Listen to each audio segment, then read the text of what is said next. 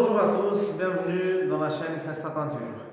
Aujourd'hui, je vais parler un petit peu sur la protection, car c'est une chose que beaucoup de personnes, tant que privées et même entreprises, n'investissent pas dans la protection.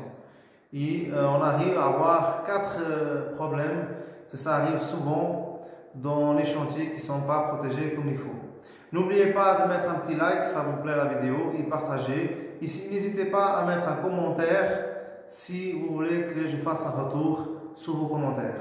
Alors, la première chose, comment on protège le chantier, c'est que on aura une belle finition, on n'aura pas à faire du nettoyage et surtout, on va éviter d'endommager soit le carrelage, soit des vitraux céramiques, soit l'arrière-plan, la surface où on va travailler.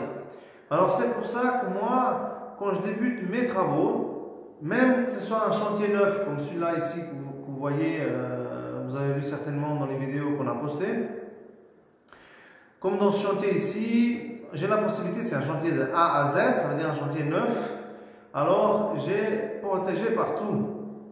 Ça arrive des fois qu'on va protéger, par exemple, des maisons qui sont déjà peintes, qui ont déjà été effectués les travaux.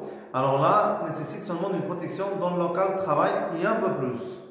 Il faut pas hésiter à protéger parce que j'ai pu remarquer que même 87% des entreprises dans le canton où je travaille et aux alentours, j'ai pu constater ça, n'investissent pas en protection. Premier aussi parce que c'est la perte de temps énorme et aussi ils font beaucoup ça pour économiser un peu des sous. Mais ce que les gens ne comprennent pas, c'est que quand on protège, on ne perd pas de temps. Parce que si on ne protège pas, on va perdre du temps à nettoyer. On va perdre du temps des fois à refaire le travail qui aurait pu être fini nickel, qui aurait pu être fini de façon correcte.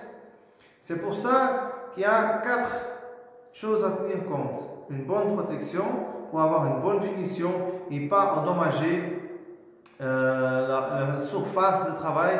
Ça peut être un carrelage, ça peut être une cuisine, ça peut être un vidéo céramique, ça peut être une case d'escalier, partout. Parce que nous, les peintres en bâtiment, par exemple, on travaille dans toutes les surfaces, soit extérieures ou intérieures. Alors c'est pour ça que dans les prochaines vidéos, je vais vous montrer comment effectuer une protection adéquate pour la situation. Parce qu'il y a des protections qu'on peut faire intelligentes de façon à en profiter la protection pour tout le chantier. En nécessitant seulement d'enlever le scotch autour. Par exemple, si c'est une fenêtre, on laisse un plastique qui couvre la totalité de la fenêtre et en même temps, on met un scotch seulement pour faire les différentes étapes et on change conforme les différentes étapes de travaux de peinture.